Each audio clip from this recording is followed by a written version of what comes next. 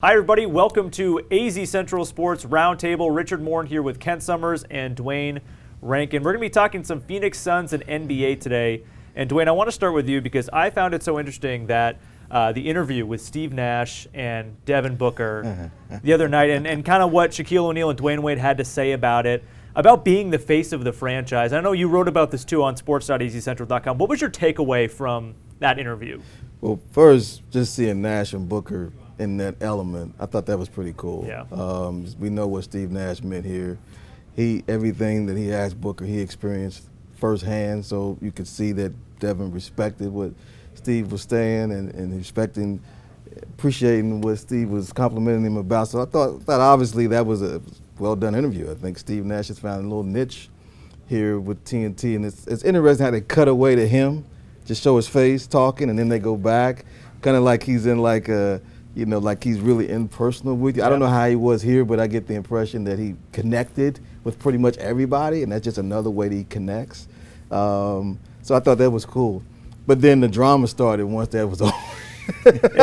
Exactly, right? I mean, the big discussion was, is Devin Booker doing enough with what's around him? Does he need more than what's around him? Ken, what's your take on that? I mean, Devin Booker's in the prime of his career. He's not getting any younger. Is there enough here to value his prime? I think both sides of this issue can be right. I think more can be expected of Devin Booker. I think it's fair to say you have to do more. Right. You have to elevate the play of your teammates. You have to challenge management more than we know he has. That's the thing with Nash. He pulled a lot of people up to his level. The other side of that, and Nash made this point in the interview, that duty fell on me when I was 30 years old, not 22, 23. I think that's fair too. That's a lot to ask of Devin Booker. And Steve Nash had the advantages of a stable organization that was run much better at the time than it is now. Stable coach, had a good general manager. They made moves. They got him help. He didn't have to go there to an owner or to a GM and say, please, get me something to work with here. Right, and the coaching turnover has been, Monty Williams in his first season, do you feel like there's been enough progress under Monty Williams with these other young players that are surrounding Devin Booker? Is there enough there? They've won 19 games last year. They've won 26 this year, and they have 17 left. So they could easily win 30 to 30. They could easily win. They should win 30 games, considering what they have left on the schedule. Progress has been made, yes. The problem is that Ayton spent those first 25 games, on the suspension. So then now it was like what they were going to build to take a pause for a minute, and they had guys playing more than what they should have, and then that's affecting rotations, and then Ayton comes back, then he gets hurt again. Aaron Baines gets hurt. Frank Kaminsky gets hurt. Cam Johnson missed several games.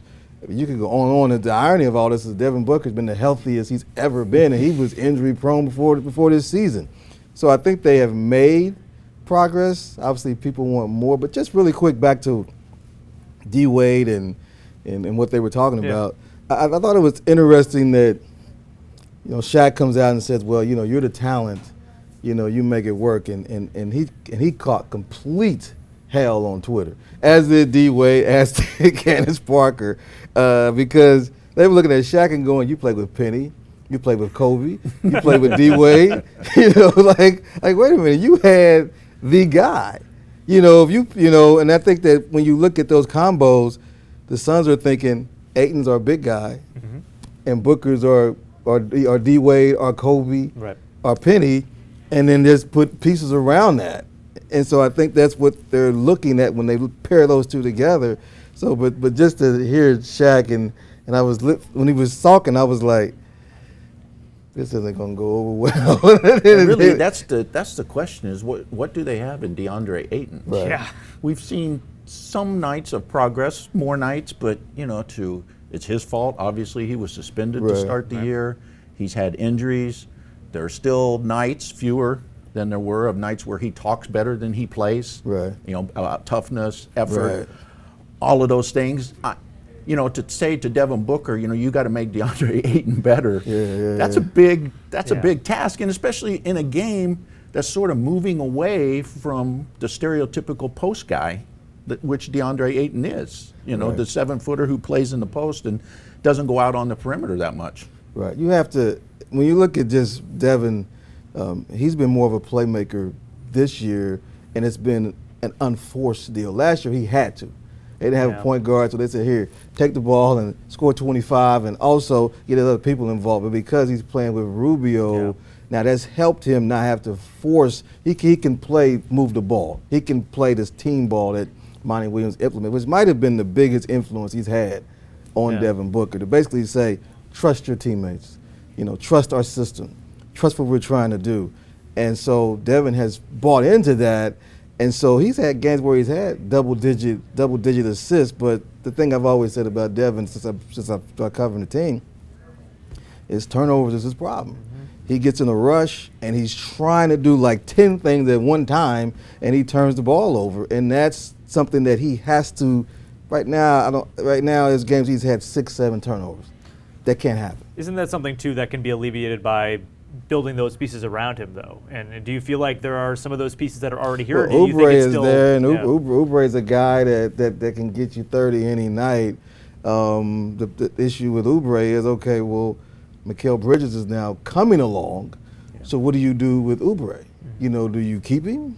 Do you try to trade him? I mean, he was in trade talk before the trade deadline, so they have a decision to make with Oubre moving forward. Mikal Bridges, you want to talk about a guy that was here and then he went to here throughout the season. Yeah. If you want to give Monty Williams credit for something, it's a young guy like that who was uncertain of what he was going to be, and now you watch him play and you're like, he could really be pretty good. He could really be very good. He could be a very good player. You could see like that guy's a piece, could be a valuable piece on a really good team. Right. You know, it's a cliche, a glue guy. Right. What do you need tonight? You need him to defend that guy? Do you need him to score 18? He's shown sign of being talented enough, versatile enough to do a lot of different things to help a team. Right. So lastly, to wrap things up on the Suns, what do we need to see the rest of the season? What do we need to see in the offseason and going forward? What is to be expected of this team? Well, just fast forward to the offseason, you got to get a backup point guard. Rubio, you can't ask him to play all these. Well, I mean, you can. I mean, the guy's making $50-something million. You can ask, but it's not going to be to your benefit. They need a backup that can come in and keep and play that same pace, play that same tempo. Right now, they don't have that guy. And Ken and I talked about it before the draft last year, a 4-man. I mean, they brought in Saric, good player, and you've seen him. He's shown signs of really being productive, but they need a more athletic 4 to be able to guard some of these, because they get in situations where the matchups, and you're going, ugh, that doesn't bode well for them. And so if they can get that, maybe, you know, someone that can be a more athletic 4 would help to get a backup shooting guard. Mm-hmm. You know, right now, if they stay pat, you're looking at a starting lineup with Ayton, Oubre, Bridges, Booker, and Rubio. That's pretty good. Right. But what comes off the bench is where they're at right now in terms of what do they do, and I think that if they can enhance, if you get better players, then there's guys that are playing certain minutes, they won't be playing that many minutes, and I think that's what the plan was this season. It just hasn't panned out because of the injuries. Mm-hmm. But backup point guard, a more athletic 4, and another scorer / shooter, and they could be right there. They may get one in the draft and get the other 2 through free agency, and they might have something really moving forward come next season. And is this an attractive enough franchise now to free agents? Will guys want to come here now? I think Monty Williams helps that a ton. Devin Booker obviously helps that a ton. But, you know, you look at it, okay, they're going to win maybe 30 games. I think a guy who's in demand is like, okay, do I really want to go there and spend 2 or 3 years while they continue to build this thing? It's going to be a big question. I want to shift gears here to coronavirus and how it's affected things in sports. I mean, we're not in the locker rooms anymore. We've been shut out along with other non-essential personnel. Right. Probably the first time ever I've seen the major sports leagues put out a joint statement. Ken, have you ever seen that before? No, I don't think that's ever happened. And I wonder, too, if it happened because the NHL was making that move, and the other leagues didn't want to be perceived as, oh, we're not doing anything, and they jumped in on it too. So now we're at a point where leagues are looking to maybe play their games in other cities, maybe in front of no fans and empty arenas. I think there was a report out the Seattle Mariners might start their season at their spring training home in Peoria. Right. I mean, what do we make of this? This is kind of unprecedented times right now. If a player gets the virus, then you will see like even greater reaction. Yeah, I can't even imagine. To this, right? So, or even just get symptoms and is quarantined for 2 weeks in an NBA season or NHL. I mean, your season's over if it's a key player. Well, I saw Gary Sanchez had flu-like symptoms the other day, and they had to be like, it's not coronavirus, it's just the flu. Like, they had to come out and be like, it's not coronavirus. But the Suns did the same thing with Cam Johnson. He's out for 2 weeks with mono. So, but they let it be known that it was mono. Before they would just say it's just an illness. Yeah. And I think that because that's such an this is such an alarming thing, all precautions in their mind are being taken, but I mean, the no locker rooms and things of that nature. We all know the seriousness of this situation, but obviously we have jobs to do. So it's like how do you weigh this in your head? Okay, this is serious, but my job is serious. Well, and they have a chance to look really sort of silly if you start looking around. You've got NCAA conferences canceling tournaments, saying fans aren't going to be allowed to come, and then you look at the pro leagues like, oh, the only step we've taken is to lecture players and prevent reporters from coming in to the locker room. So it's funny how things just changed just in the course of yesterday. Like in the morning, the news was the steps that the 4 pro leagues took. By early afternoon, it was the cancellation of basketball games, playing before empty arenas and conference championships, and makes you wonder, okay, where is all this going to go in the coming days? Well, that's all we have time for on AZ Central Sports Roundtable. Kent's got a great column on the coronavirus reaction from the major sports on sports.azcentral.com. We'll see you guys next week.